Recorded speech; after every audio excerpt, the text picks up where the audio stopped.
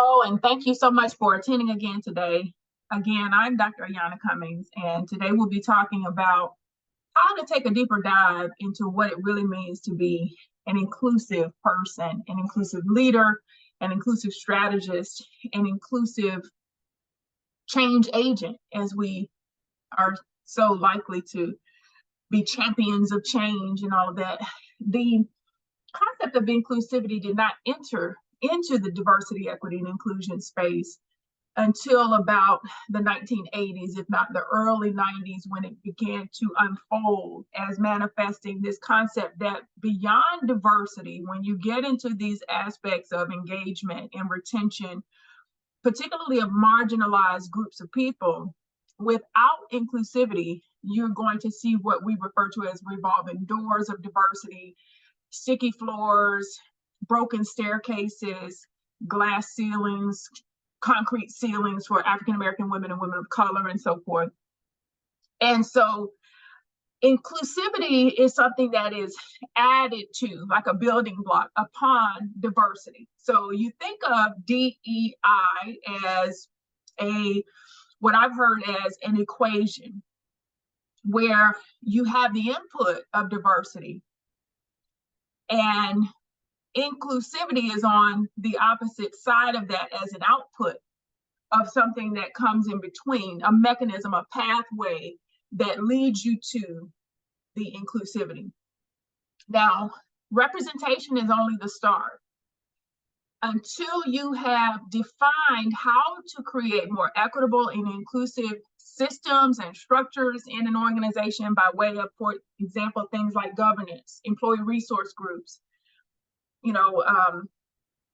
shadow boards, shadow advisory boards, like a diversity and inclusion action council, a diversity committee, a task force on racial and other forms of diversity, equity, and inclusion. Without those mechanisms in place, the outcomes of inclusivity cannot be realized. Another aspect of inclusivity that is very critical to assess is learning and growth. And enabling learning and growth can be very challenging because most companies are not oriented towards a learning culture.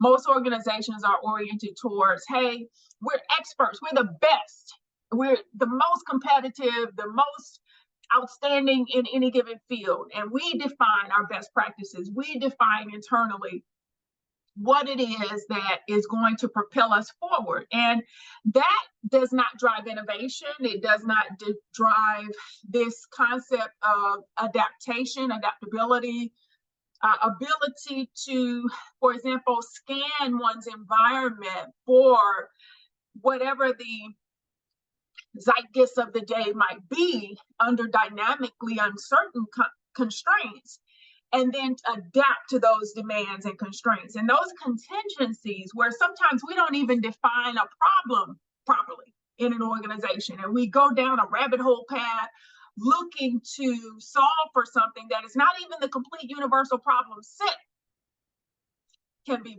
very problematic. And it happens because of groupthink, because people are not receiving upward feedback, particularly upward negative feedback.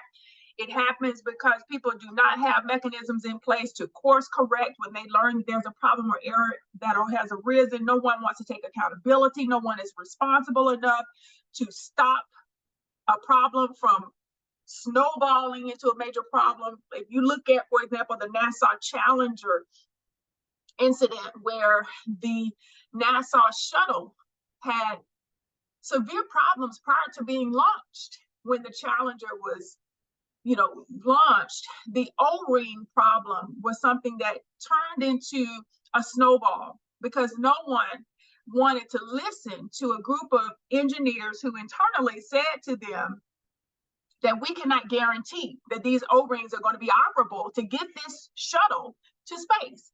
But because of that lack of learning orientation in the organization, the Challenger did not achieve the ultimate objective. And now you look at NASA, the National Aeronautics and Space Administration, and you see this transition and growth into the learning culture that it now is. But you see that because it had to broaden this conceptualization of what it meant for best practices to unfold. It had to become an intellectually collaborative organization where now it subcontracts to any number of innovative enterprises who are technologically and engineering proficient in these various domains and so forth, with respect to aeronautics and other things that keep the Space Administration at the very forefront of the innovative practices that it now is known for. So that's just one example of how lack of learning orientation can go awry because of groupthink and because of those other things that we just mentioned. But inclusivity is something that has to be present in an environment in order to achieve DEI objectives. We know not to separate diversity from equity, from inclusion, really from justice, from belonging, and all of those other variables and factors. But I conceive of the meta perspective as, what is your ultimate goal? What is the outcome and impact that you're seeking to achieve? And if in fact you don't have the technology, the performance, the productivity, the engagement, the thriving, the sense of community, and the psychological safety and all of those other things that you're seeking to accomplish, then perhaps DEI needs to be reconceptualized. Maybe some other measures need to be put in place to achieve your objectives. And so we're going to talk more in this module about what it really means to be inclusive. But because there are so many elements to inclusivity, to achieving inclusivity, and the models that we know about inclusivity, learning orientation, representation, all of those things, we are not able to really capture everything in one module. And I want to just be clear that there is no singular approach to inclusivity, DE&I for that matter, that is accurate and true and right for each and every context and each and every situation.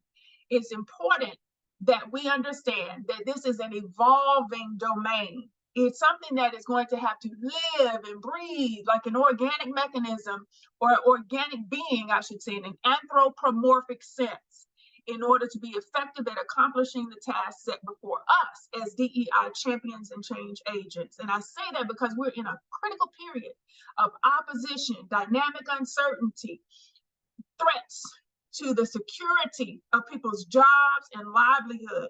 We're in a very critical period because on the one hand, the paradox is that on the one hand, you've got a lot of investment in DE&I, and on the other hand, you've got so much opposition that's trying to stop that investment because the power and authority structures that used to be are being threatened by this trend toward being inclusive of everybody, right?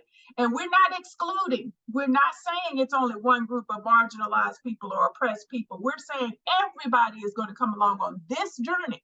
And so that is why we must remain abreast of what's going on in our environments. We must scan the environment regularly.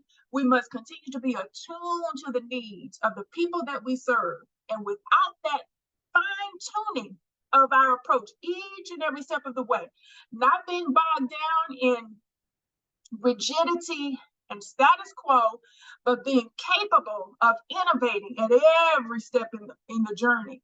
Without that, DEI could fail, but I know that we are much more capable of achieving our objectives, and that the goals we have now will continue to evolve. And so let's work together collectively to redefine and reshape and reconstruct what DEI is really capable of achieving for organizations and for us as people. Thank you.